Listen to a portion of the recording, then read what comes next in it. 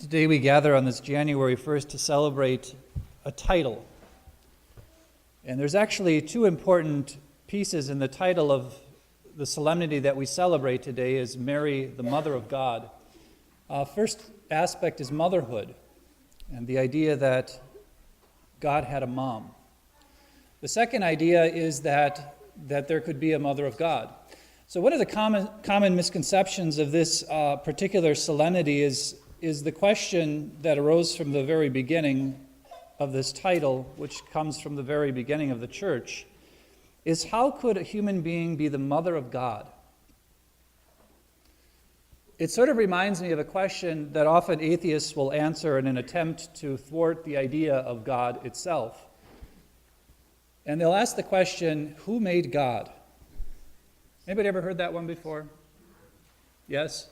A few people? Well, it's apparent that when people ask that question, that they don't understand what Christians mean when they say God. Now, everyone understands here when I say triangle. You understand what that means, right? You know, not every triangle is the same, but we understand the principle. It's a shape with three sides. Everybody here understands what a square is. It's a shape with four sides. So if you understand what a triangle is, you understand what a square is.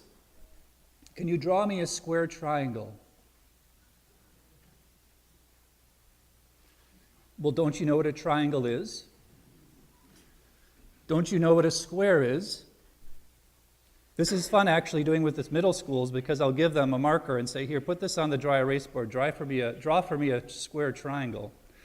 And I usually get a triangle inside a square, a triangle connected to a square somehow, but you can't do it. Why? Because triangle and square have different definitions. You can't do both. You can use language in a certain way that it doesn't actually make sense. So when you ask the question, who created God, you don't understand what we mean as Christians when we say God. We mean an uncreated creator, an unmoved mover, an uncaused cause, the one thing in the universe that doesn't depend on anything for its existence, unlike anything else that you see, even ourselves. So what do we mean then when we say the Mother of God? Well, this was an early controversy of the church. It began in 325 in Nicaea.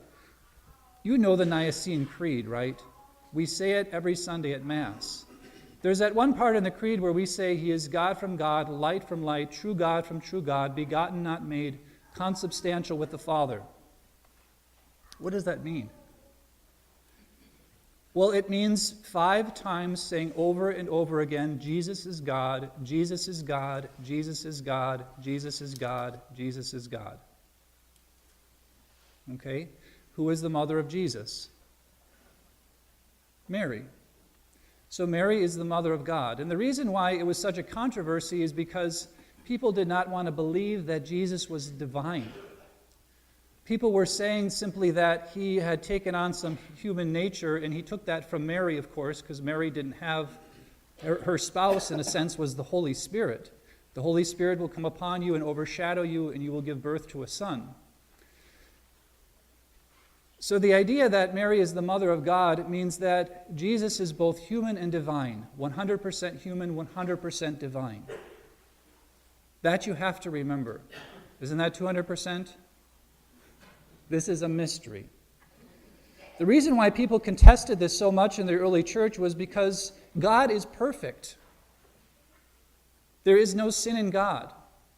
There was this idea that material reality was somehow evil and corrupt, and that God couldn't possibly become a human being because human beings are evil and corrupt. And therefore, there must have been some distance between God and humanity. Yet 300 years later, in this contest between these two understandings, the Council of Nicaea came out correctly and said, no, he is God from God, light from light, true God from true God, begotten, not made, consubstantial with the Father, and through him all things were made. He is God, he's God, he's God, he's God, he's God. Now, there is a difference between a distinction and a separation, right? You and I, as human beings, are body and soul. Right? Body and soul. Body and soul in human beings are distinct, but they are not separate.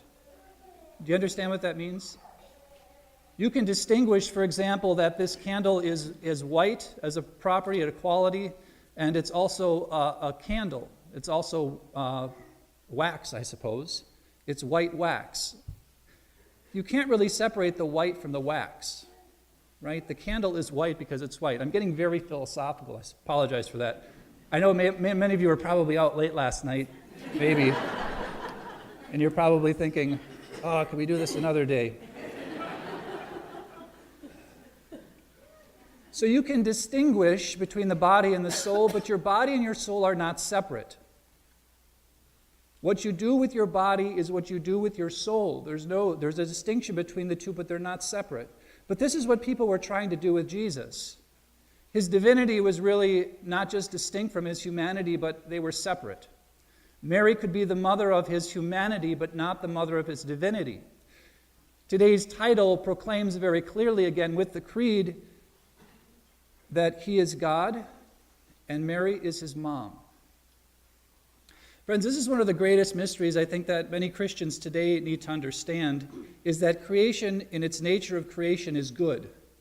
That its very foundation, you and I are created good. That's the foundation. Martin Luther in this 15th century got this wrong. He said human beings are fundamentally corrupt. And therefore he begins again in sin rather than beginning with goodness. And so the idea of the incarnation, the idea that God becomes one of us, gets really skewed. And so does our spiritual lives if we don't understand that. So what's the point of all this? The idea that God comes to dwell with us, the idea that God takes on our nature,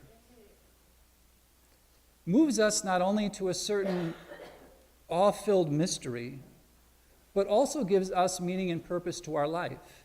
Most of you are parents or grandparents. I remember, it's kind of a little bit of a personal story, but when my sister-in-law was 43, I got a call from my brother, an email actually. He said, oh, by the way, I'll just say Jill is pregnant. And they were not expecting that. And everybody knows somebody who's been in this situation, right? Well, you're going to be over 60 when they graduate from high school. And the shock in our culture, especially this idea of new life, sometimes is foreign to people, and they don't like the idea. And he was in that similar situation because of all the cultural pressure, and I simply emailed back to him, another soul for God. And he said, well, when you put it in that perspective, it makes more sense. You see, our culture very often separates too much from the humanness, the material reality, and the spiritual reality, that we're called to share the divine life with God. The things that happen to our bodies, for example, they affect our souls. I know many young people, when they get involved in sexual things, there's this expectation, especially if it's some sort of assault. There's this expectation somehow that they just need to forget it. That's something that happened to your body, not your soul. But the reality underneath all that, friends, is once you get behind that little mask that our culture wants us to put over things, you find the reality of how it's affected the person. And that is something I think that we need to talk more about. But the beauty of understanding motherhood and the fact that God could submit himself humbly to a human mother is something that we celebrate today, not only in honoring Mary as mother, but also as the mother of God. Friends, each of us, too, just as Mary was, as they called her, the Theotokos, the God-bearer, each of us, again, this is the beauty of Catholic understanding and the beauty of the coherency of the Catholic faith, that every time you come to Mass and you receive communion, you leave here, Jesus remains within you substantially for 20 minutes at least. You become a God-bearer. Have you thought about that when you're out in the parking lot and somebody cuts you off? You become an image, a God-bearer. literally here at the altar. And so we shouldn't forget that today, especially as we celebrate the first day of the year, and also the motherhood of God, not only who you are, but who you're called to be. Always remembering that, like Mary, you and I are meant to be God bearers. And let's not forget it this year.